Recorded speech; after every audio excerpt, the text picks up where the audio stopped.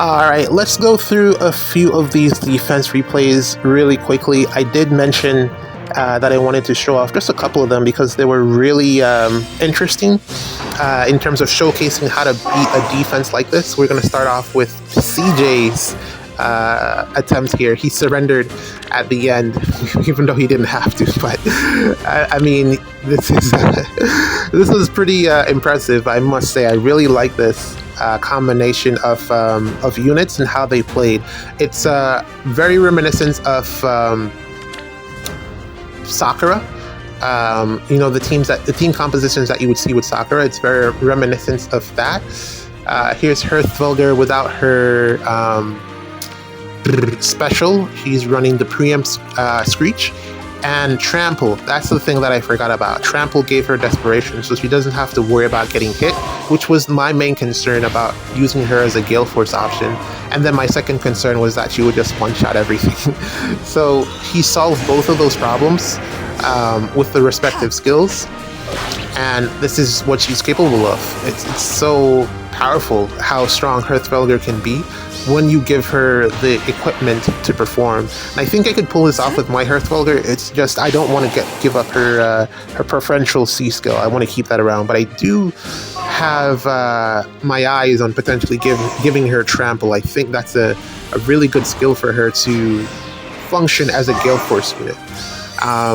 The Pathfinder, I think he just has that as a save option if he needs it. And then the level 1 Happy is just the flex. Like, all that you really... Well, to be fair, all that you really need from Happy is her weapon. She doesn't really offer you much else outside of that. Yeah, her weapon is really where it's at. And that's what allows her to function like a Sakura. And I had a similar idea as well, to use, like, let's say, Sakura to initiate, and then have her canter to a spot somewhere up top where the rest of your units can then just warp to. But then I was thinking about it and I'm like, wait, your units have to attack before they can warp to her. Isn't that how it works? I forget. But I had a thought like that, and then I didn't follow through with it or test it out to see if it would work, and I just ended up not doing it. But from what you can see here, it's clearly in practice something that is functional. Debuffs as well from Beefcakes. That's another reason she's there. But it's a very, very strong combination. He got the goats to work as well with the Gale Force on them. They don't really offer much aside from smite and positional plays.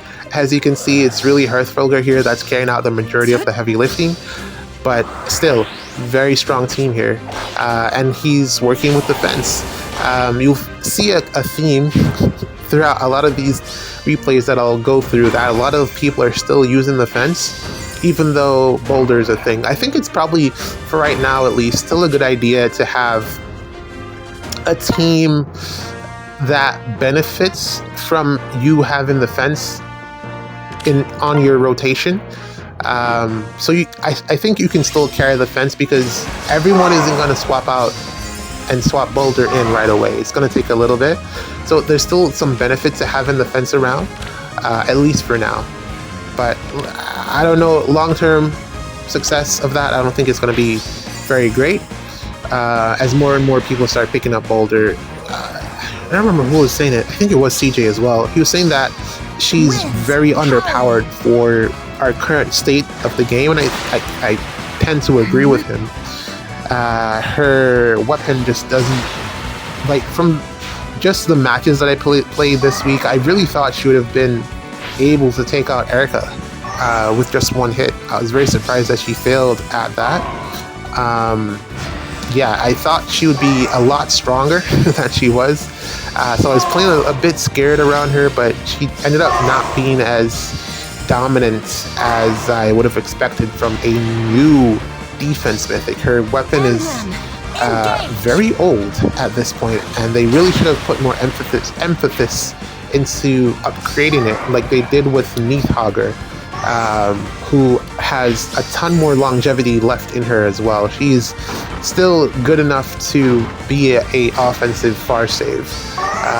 You could argue that there are cases where she'll just get destroyed, but you can use her, if not for far saving, at least for, you know, being a tanky frontliner or just for the debuffs in themselves, she will have a place on after season offense. Neath Hugger, she's going to last for a very long time. But I can't say the same for Boulder. Hodor, is that really her name? Am I saying it right? Sister, Blue Harpy Lady Sister. I think she'll have a bit more longevity than Boulder because of the miracle effect. Because she can cleanse penalties for Astra season. I think that's a massive bonus to have around. It gives Freya some competition at the very least, or an alternative to Freya where you don't have to run him all the time, which is I just don't run Freya. I literally don't. I run Micaiah instead. So it's good for there to be another option for that. So yeah. All in all, I think that version will have more longevity as opposed to Boulder, unless they give us some new A skill or something that can improve her soon. I don't know. Maybe she'd be better with Trample. But I have no Trample fodder to really test that out. I don't know. But as you've been seeing from the replays, yeah. Not much I can do when someone uses undefended properly. You'll see that quite a bit.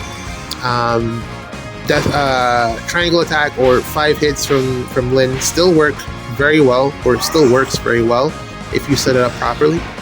And yeah, there's just can't really do much here. From one of these replays, I learned something interesting, and you'll see it in a little bit, which is a good thing, but then also it kind of doesn't really mean anything. But you'll see it in a little bit. So I'm just gonna, let that pop up when it does. But yeah, this is how the majority of the matches went, or at least the losses went like this. Yeah, just okay, so it's not this one. So yeah, basically just throw undefended on my team, and it just crumbles, which I was aware of as a flaw in the team design, and I don't think there's any way around that really. In terms of even if I build another team, you can't really stop them from doing that. It's just an effect that you're just gonna have to build your team around. Even if you have, unless you were to put Freya or something on the team, there's no real way to, because there's so many debuffs that you can put on now. Embla can easily sneak through and still take out your team. The only saving grace is that you're going to be able to then, with Boulder, chase them down and get a retaliatory KO on the next phase, and be able to get at least some of their units off the map. They don't have the fence now to keep them safe from your counter attack on the following action. But yeah, a lot of them went like this: Black Knight plus someone to help them take out your units, and then the other one was Embla undefended. Still very strong combinations.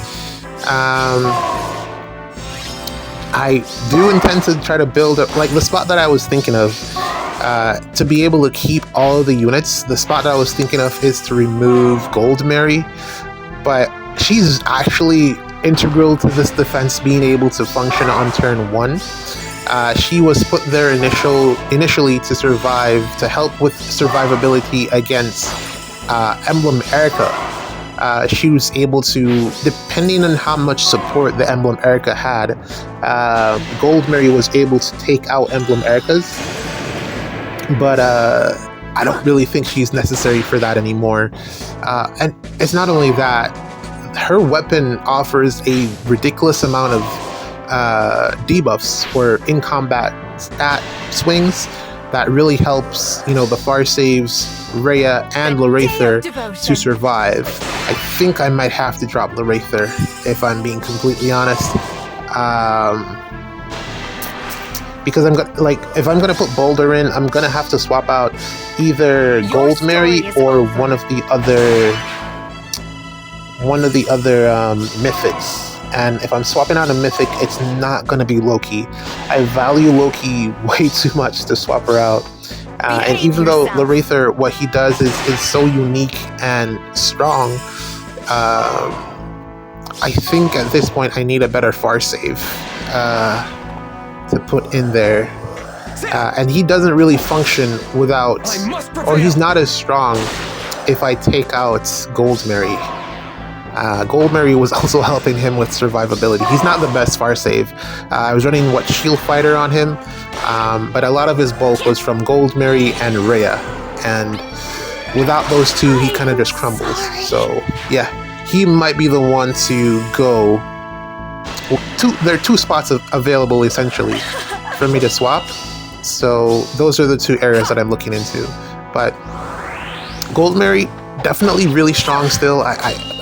Yeah, it's just getting no follow-up on her, kind of hard, as well as because that's what she needed there to be able to survive against Edelgard. And then her res is like really bad. And then also she needs a way to do damage.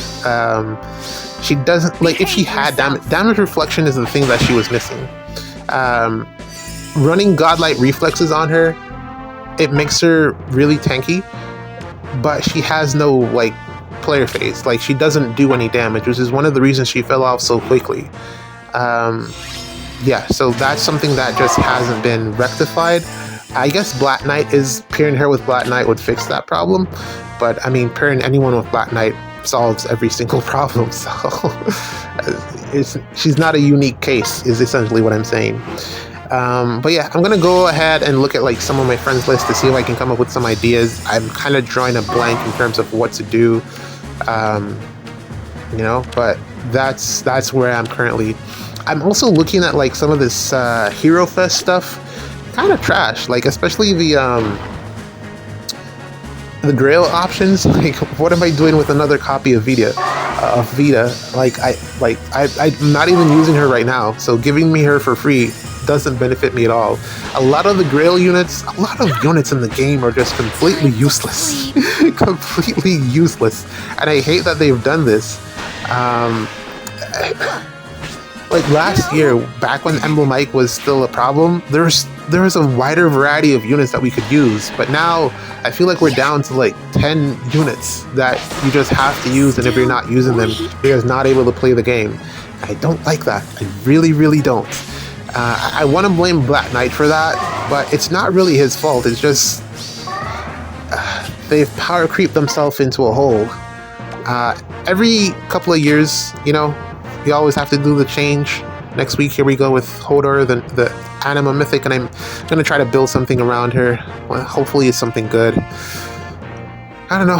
I don't have any time left. GG's. See you in the next one.